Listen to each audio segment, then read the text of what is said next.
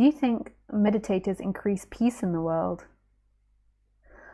I do feel like we telepathically as humans communicate, like we're telepathically and energetically communicating. And so I think we're like a beehive and like an ant hive. You know how they have this, and like birds in a flock, they have this ability to communicate to each other without using words. You know, like it's amazing when you watch the birds and then suddenly one moves and they all move. So I do think that the collective energy of people have an effect. Like it totally doesn't surprise me that we had the C word. I'm not sure if I'm still banned from saying that on YouTube. The C word that happened the last 2 years. So the C word happened, and it doesn't surprise me at all that a war then happened, because I think that a lot of suffering happened in the C word. Not necessarily because of people catching the C and being ill from it, although I think that was a big suffering. That's, you know, it must have been horrendous for people losing loved ones in such a horrible way. But I think predominantly from like mass lockdown and that the frustration it caused. Some people did enjoy it, but I did think it caused a lot of frustration and suffering, particularly for people that have kids, and mental health issues and depression. And I do think, and anger and frustration.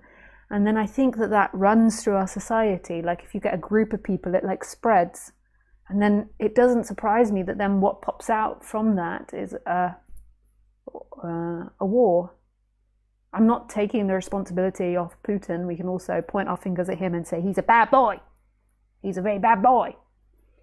But Pun.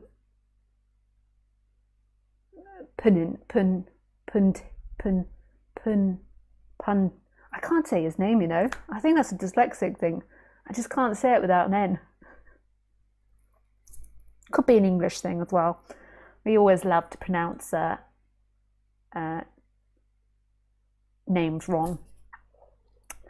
But yeah, I think it's like a collective, so it goes through. So does meditation bring peace in the world? I don't know if meditation necessarily brings peace in the world, but I think somebody being more centered and free and knowing who they truly are and connecting to that more regularly most probably decreases the suffering on that person and has an effect to the outside.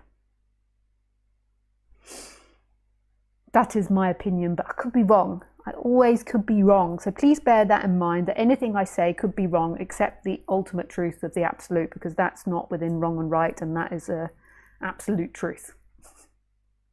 Anything else that's in words, it could be wrong, could be right.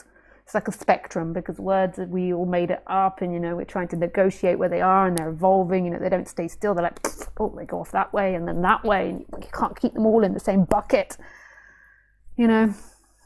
So one moment you could be right and then you're wrong the next day because other words have formed and other sentences, and then it just doesn't make sense what you said anymore.